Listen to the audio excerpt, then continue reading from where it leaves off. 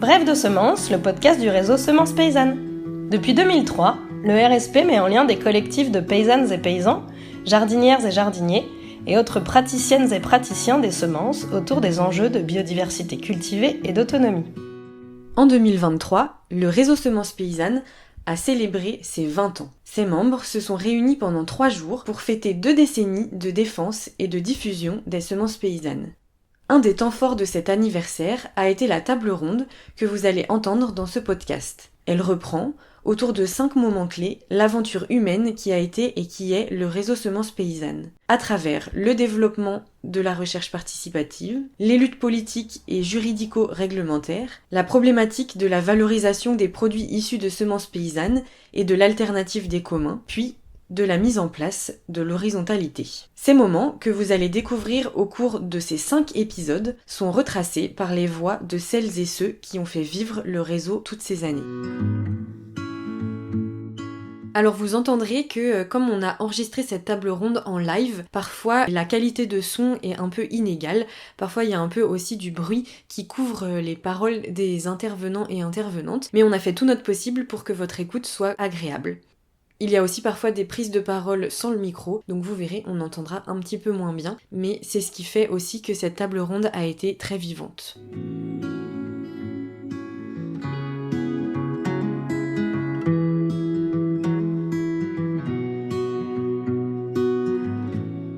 Pour cette deuxième partie, on continue avec l'essor du réseau Semences Paysannes et d'une autre forme de recherche, la recherche participative. Cette période a aussi vu se structurer des programmes d'action organisés par groupes de plantes. Bonne écoute. On va passer au deuxième moment. Merci beaucoup. Ici, on a des personnes qui vont parler du blé, du maïs, des potagères. Alors, il y a des recoupements partiels entre les moments. Donc, Patrice qui va parler, il aurait pu parler aussi pendant le premier moment.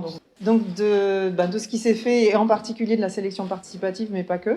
Et puis, on a choisi aussi dans le panel de représenter autant que possible aussi une certaine diversité avec un paysan, une figure à laquelle Bertrand Lassagne était très très attaché, et j'espère que Patrice va nous en parler, Véronique, chercheuse, et Eric, artisan semencier. Donc ça va être assez divers. Merci. Donc je m'appelle Florent Mercier, je suis paysan en Maine-et-Loire, à côté d'Angers, sur une ferme un peu éculture élevage. Donc nous, notre métier, c'est plutôt les vaches. Enfin, ma passion première, c'est les vaches. Et en fait, il y a une formation au Gab Anjou, le Gab auquel j'appartiens, sur les semences végétales. Donc. Et moi, j'ai dit, non, moi, je m'occupe de la sélection des vaches, ça suffit, j'ai pas besoin de m'occuper aussi de ça. Et mon père m'a imposé d'y aller. Parce qu'il m'a dit, si ça se fait pas, si tu vas pas, la formation se fait pas, et c'est quand même un sujet essentiel. Donc, j'y suis allé un peu à reculons. Et j'ai rencontré Isabelle Goldringer, donc généticienne, François Delmont, qui est artisan semencier sur la partie plus catalogue, réglementation et tout ça.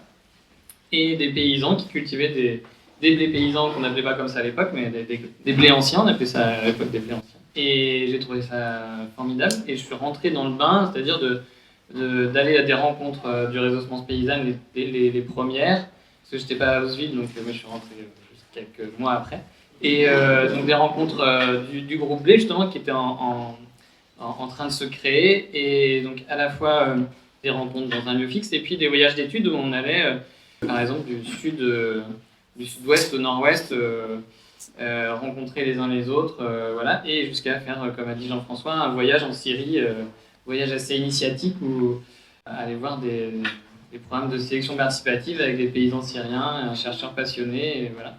Ça avec beaucoup de discussions jusqu'à minuit, 2h du matin, sur qu'est-ce que c'est qu'un blé ancien, où est-ce qu'on s'arrête, comment on sélectionne les blés, est-ce qu'il faut faire des mélanges, des populations, des croisements, ou des variétés pures, voilà. Tout ça a créé une dynamique forte, a fait que ce groupe s'est lancé dans plein de projets de sélection participative notamment, et plein de groupes se sont formés sur les territoires, donc chez nous au Gab Anjou, mais aussi à Triptolème, je suis multicasquette, donc je suis dans plein de groupes, mais sur les blés, et à la fois à initier des choses localement, donc monter des programmes de recherche locaux comme des collections de blé locales, etc.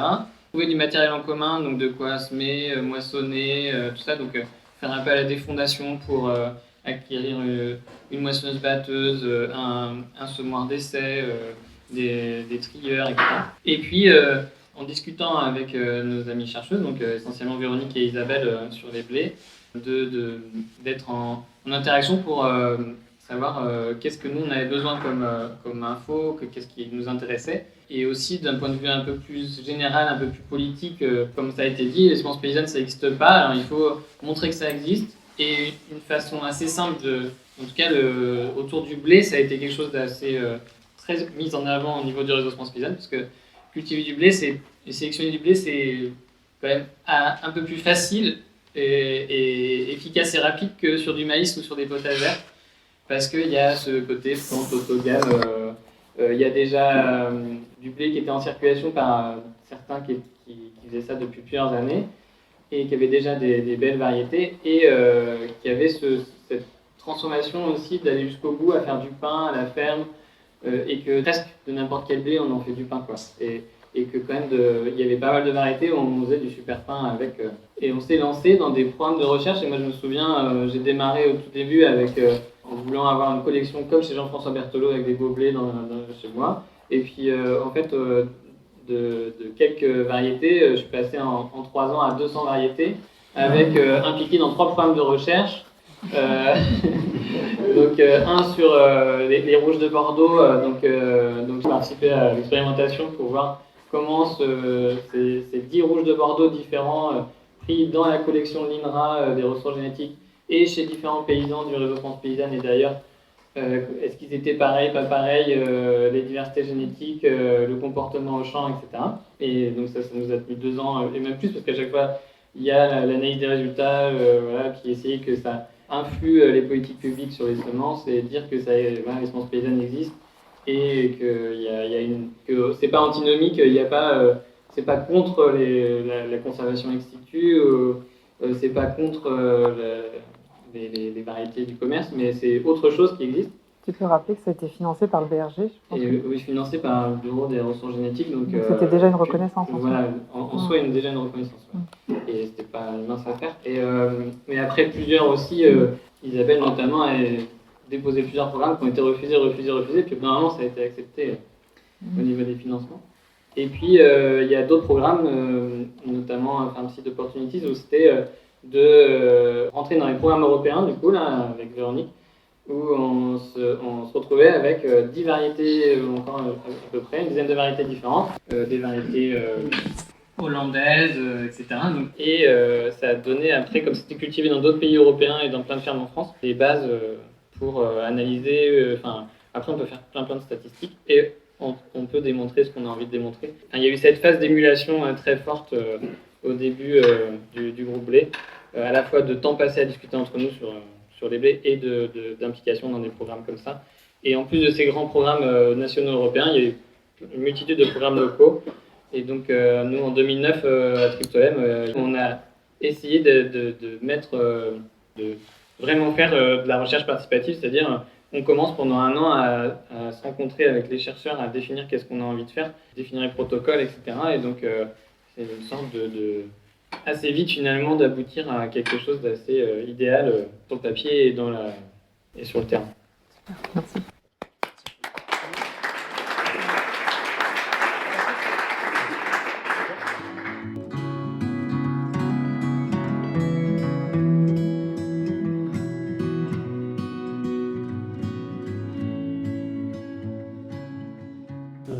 Bonjour, moi j'ai fait comme Jean-François, j'ai écrit plein de trucs, mais en fait j'étais mauvais élève à l'école, donc j'ai appris à écrire mais pas à lire. Donc je ne vais pas lire.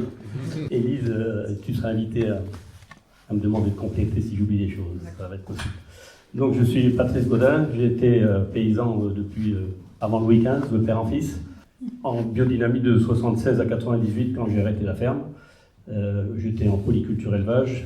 Et j'avais un peu tantiné, essayé de faire mes semences, donc un peu sur les prairies et sur les céréales évidemment. Et j'avais aussi fait quelques petites tentatives en tournesol et en maïs, mais c'était assez déplorable. Enfin, bon. Après, j'ai arrêté en 98 pour faire un peu de voyage, on va dire. Et quand je suis revenu au pays, j'ai passé un petit coup de fil à mes amis paysans, dont Bertrand Lassaigne et Agrobio-Périgord en leur disant voilà, je rentre et si vous connaissez un boulot, ça m'intéresse. Et là, ils m'ont dit Banco, on est en train de travailler sur un programme qu'on a intitulé, je crois, production de semences maïs ou expérimentation maïs. Enfin, il n'y avait pas paysanne dedans en tout cas.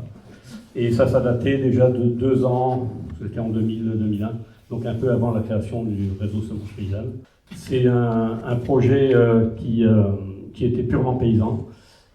Il est né comment? Il est né avec beaucoup de réactions de Bertrand Lassaigne, qui s'est retrouvé à un moment donné à se questionner. Donc il y avait cette histoire de réglementation qui nous pendait au nez, et donc il se voyait être obligé de semer les semences certifiées pour l'ensemble de ses cultures pour être en bio, et notamment en maïs. Et en même temps, c'est une année où on a retrouvé des semences bio qui étaient infestées par des OGM.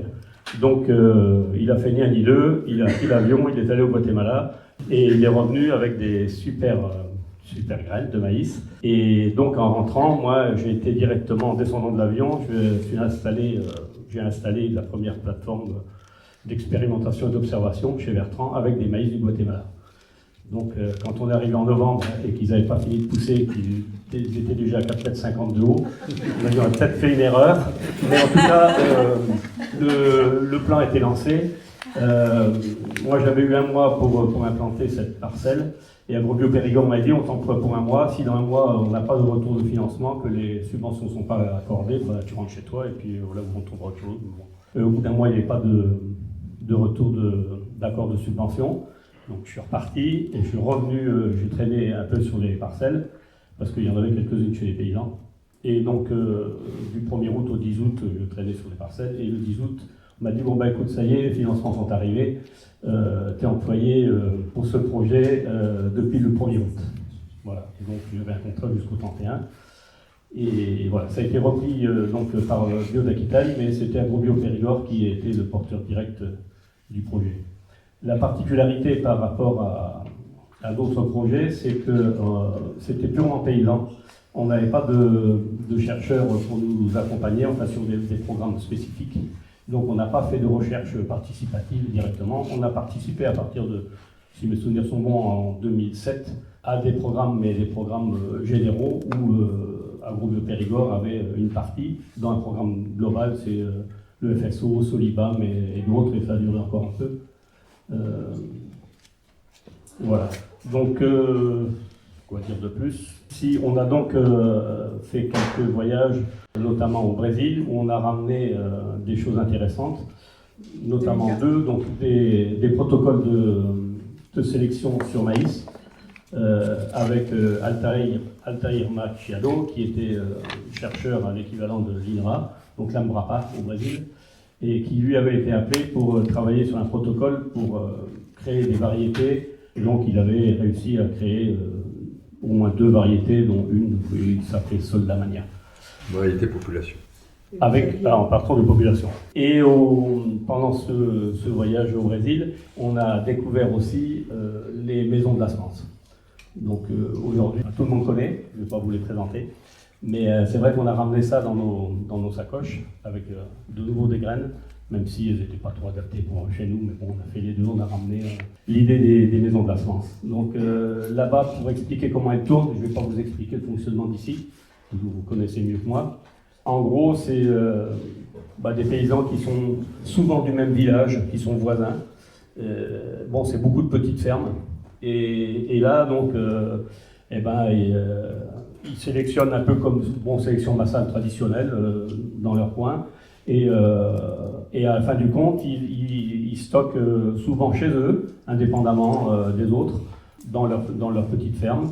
Ou alors, ils font un petit groupe et ils stockent dans une maison un peu plus grande que chez eux.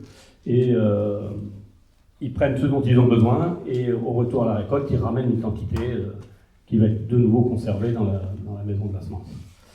La particularité qu'il y avait, que je trouvais très intéressante, c'est que comme ça marchait beaucoup, les maisons de la semence chez eux devenaient rapidement grandes. Donc ça partait avec une dizaine de paysans, et puis tout à coup, il y en avait 60, il y en avait 100. Et ils avaient l'habitude, c'est qu'autour de 40-50, il fallait créer une nouvelle maison de la semence. Et ils n'étaient pas là sur un processus qui grossit sans fin. On connaît nous avec les coopératives et tout un tas de sortes, on connaît tout ça avec les plateformes, les grandes surfaces, etc. Donc moi ça m'avait intéressé beaucoup, ça m'avait même interpellé, parce que j'étais vraiment dans l'autre sens de ce qu'on peut trouver chez nous. Ensuite, on a travaillé avec Adrio Canzi, qui était un technicien qui travaillait aussi sur des créations et du maintien de population maïs. Donc là, on a ramené, c'était la deuxième fois, je crois, on a ramené un protocole, ou c'est lui qui l'a amené plutôt, de création avec une dizaine de variétés. Je vous passe les détails, mais voilà, c'était assez intéressant. Et donc on reste sur on ne peut pas appeler ça des hybrides de population, mais des mélanges, ou je sais pas. Voilà. En tout cas, on arrivait à avoir une variété relativement homogène, voilà, avec tout ce que ça implique comme précaution évidemment, avec les qualités qu'on souhaitait dès le départ, quoi. Peut-être la précocité, etc.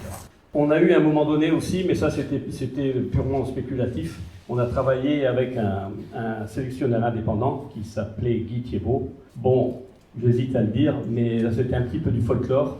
Ça rassurait beaucoup nos financeurs. À l'époque, on était quand même un peu sur le qui-vive de tout ce qui pouvait nous aider. Et puis on passait un peu pour des fous, un peu pour des gens qui dérangeaient, surtout le GNIS. Et donc on avait trouvé cette alternative. On va créer un hybride de population grâce à notre sélectionneur indépendant. Et puis on a suivi un processus d'hybridation traditionnelle pendant 4-5 ans. On a obtenu 2-3 petits résultats. Une fois qu'ils ont été ressemés, évidemment, c'est parti faire ce qu'ils avaient envie de faire. Mais voilà, ça c'était vraiment c'était un aspect politique de la chose pour les financeurs, en gros.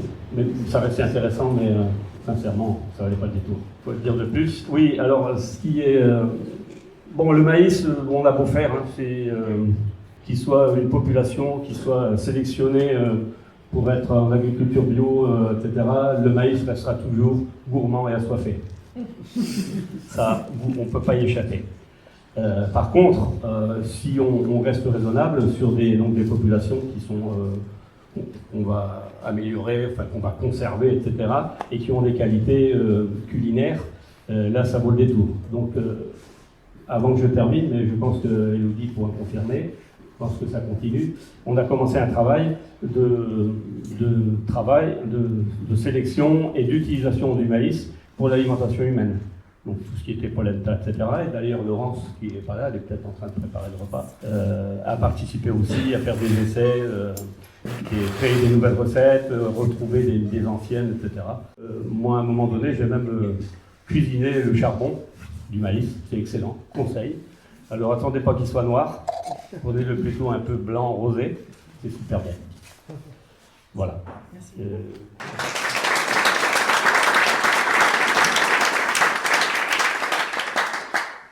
Bonsoir, je suis Véronique Chable, je travaille à l'INRA depuis 40 ans, moins 15 jours. Depuis 15 jours, j'ai fêté les 40 ans dans la maison. Avec un objectif initial, c'était de travailler comme pour l'agriculture biologique. Donc j'ai beaucoup travaillé qu'est-ce qu'était l'agriculture biologique. Et 20 ans après, au moment de 1999, s'est pointé 2 occasions de travailler vraiment selon les objectifs initiaux. Entre-temps, j'ai travaillé pour les producteurs de chou-fleur en Bretagne, donc je me suis fait la main sur les variétés de choux. Et il faut savoir que le premier hybride de chou-fleur avait été cultivé en 1989.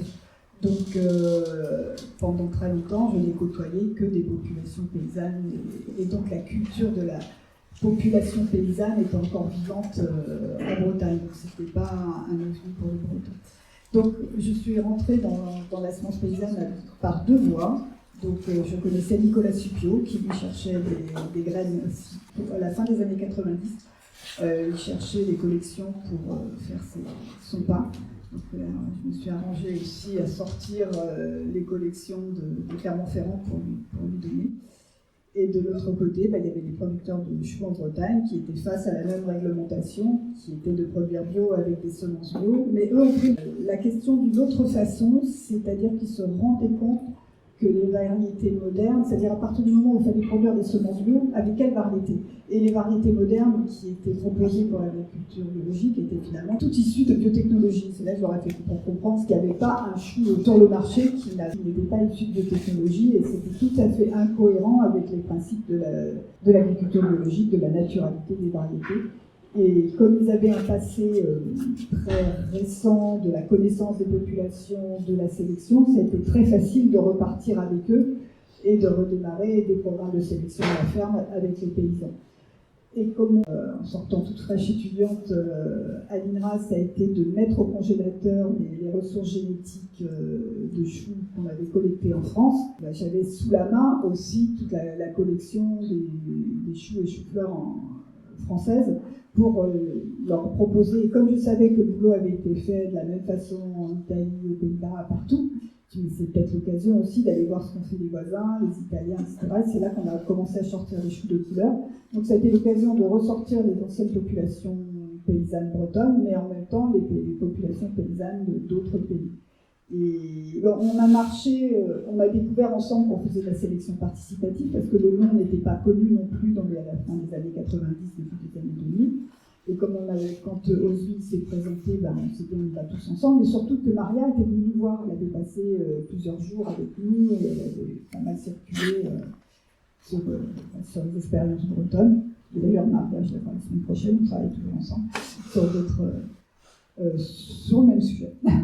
Et donc j'ai accompagné à la fois le mouvement blé breton et légumes, et puisque je me suis trouvée dans les membres fondateurs et de Tritolène et de Colcause, dont je suis toujours membre aujourd'hui, et je suis même lancée à Colcause encore actuellement. Donc on a avancé ensemble, on a avancé aussi avec le réseau. Bon, avec Colcause, ça n'a pas toujours été un long fleuve tranquille, mais bon, ça se stabilise aujourd'hui et on fait toujours des choses très sympas avec Colcause. Donc Colcause, c'est quand même une association dynamique, on est sur le territoire. Les maisons de semences sont vivantes, mais ils sont moins collectifs sur le réseau, puisqu'ils sont tous bien ancrés dans leurs travaux. Donc tout ça, nous en tant que chercheurs, on n'a pas d'autre solution que de bosser à l'intérieur des projets de recherche, mais ça a été très stimulant puisque ces premiers projets, surtout le projet chou, quand j'ai voulu continuer au niveau de l'amélioration des plantes, on a pu démarrer parce qu'il y a eu un appel à projet dans les années 2000 à l'INRA, puisqu'il y a eu un rapport RICOA en 1997, comme quoi l'INRA ne faisait rien pour la bio et il fallait des exemples. Il fallait quelques chercheurs volontaires pour montrer qu'on était capable de travailler pour la bio. Les Dominique, les premiers chercheurs volontaires, mais quand j'ai souhaité continuer, là c'était pas possible. Et donc j'ai dû changer de département de recherche.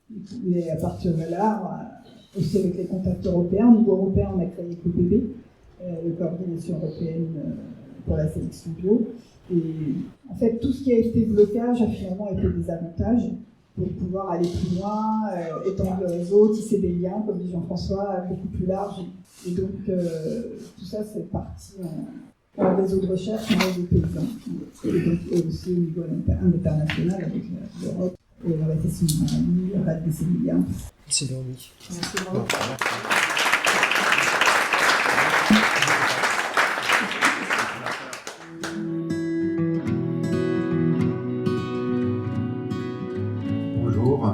Donc, je m'appelle Éric Marchand et je produis des semences, des plants et des légumes à Jardine en Vie, une ferme coopérative.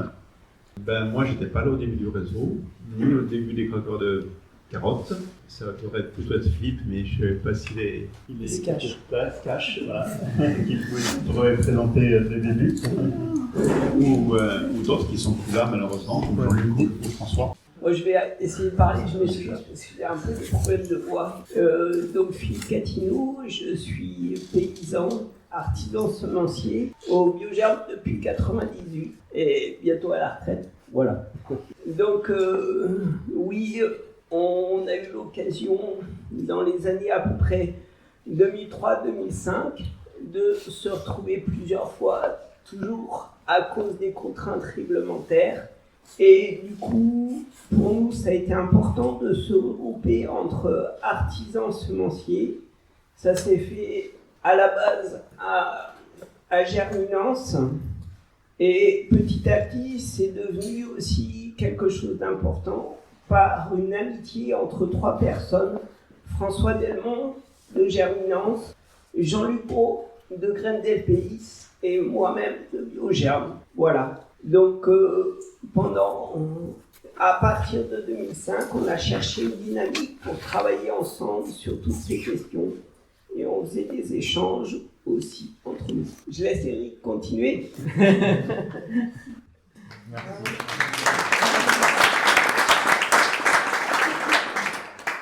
Voilà, donc moi personnellement, j'ai été sensibilisé à la question de la biodiversité par mon grand-père, qui est un des fondateurs des croqueurs de pommes. Tout petit, j'apprenais déjà un café, etc. Mais j'ai démarré par de l'informatique. J'étais pas du tout paysan au départ. Par contre, j'avais créé les premiers serveurs Internet 100% logiciel libre dans une coopérative. Et je suis en fait venu à la semence à travers le logiciel. Parce que, fin des années 90, on a vu que le brevet arrivait sur la semence, tel qu'il était arrivé sur le logiciel. Et on s'était dit que c'était pas possible que le vivant se privatise, mais je connaissais pas du tout le réseau, les confédérations paysannes, je connaissais un petit peu, mais pas vraiment.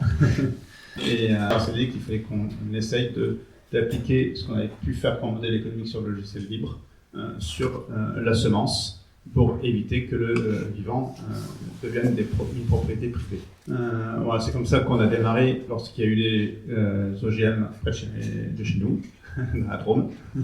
On a tout de suite voulu s'opposer aux OGM, mais en faisant une proposition alternative. C'est-à-dire qu'on a commencé à plusieurs à tester d'autres semences. Et donc c'était avant que le réseau existe, c'était 2001 à peu près. On a commencé à ressemer des semences des anciens. Et là, un jour, Guy Kessler nous a demandé de venir au réseau pour remettre de la diversité aussi au niveau du réseau. C'est comme ça qu'on a découvert l'existence des coupeurs de carottes. Et là, c'était un endroit assez formidable puisque justement Philippe, François, Jean-Luc, tout ça nous ont accueillis et on a pu intégrer très facilement ce groupe-là et apprendre les uns des autres. Ça a été vraiment quelque chose d'assez extraordinaire et qui continue, qui a été un peu mis en parenthèse à un certain moment, notamment avec le Covid, mais qui continue. Et pour moi, les coqueurs de carottes ont existé aussi parce que les potagères présentent une particularité par rapport aux semences grande culture.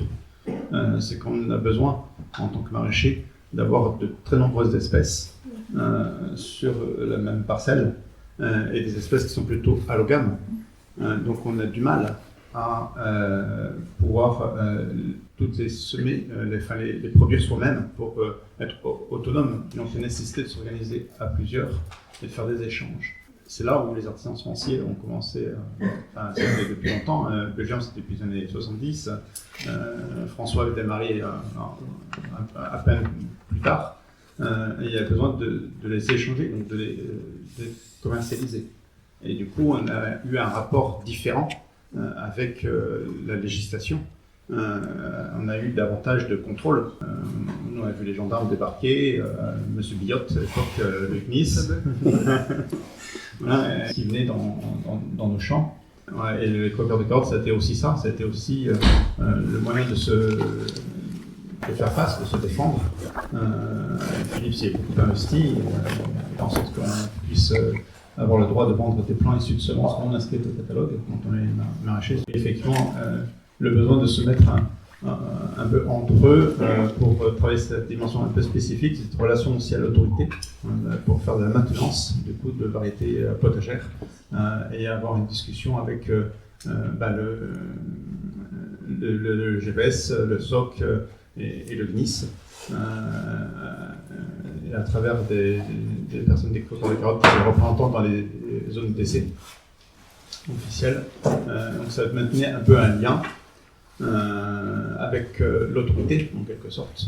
Et en même temps, entre nous, on avait des expérimentations pour travailler d'autres pistes plutôt que la sélection. On a mis en place le terme de coévolution. pour travailler sur les semences. Voilà, c'était aussi pour moi le développement des coques des carottes, l'expression aussi d'une zone de travail où on pouvait travailler tranquillement. Parce que ça n'a pas toujours été non plus un long feu tranquille, hein, le réseau Semences Paysannes. Mon premier souvenir, c'est la Saint-Jean-du-Gard, avec une querelle sans nom entre... Les coques. Voilà.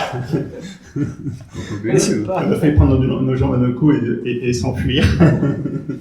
Il y avait 2000 guillets à l'époque encore, et en fait il était absolument impossible de travailler sans créer un espace où on pouvait se parler, tout simplement.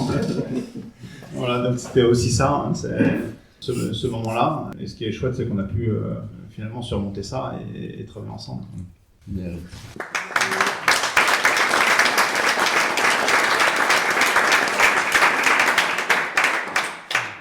Merci beaucoup, ça file très vite. On n'a pas pu aller très loin sur les programmes européens. On va y revenir tout à l'heure. Patrice, je t'ai un petit peu coupé, mais voilà, ça passe un peu trop vite. Et il y a 5 minutes pour le public si jamais il y a des gens qui veulent compléter, intervenir, s'insurger, réagir. Moi, je voulais juste deux mots, rendre un peu hommage aussi quand même à Bertrand Lassagne. Il avait une expression, il disait toujours, quand on est en Amérique du Sud, on a appris un nouveau mot, c'est qu'eux, ils disent pas les semences paysannes, ils disent les semences créoles, ils disent on a créolisé les semences. Et ben moi, je trouve qu'au réseau Semences Paysannes, on a repaysanné aussi les semences, et maintenant il y a les semences paysannes. Et Bertrand aurait aimé...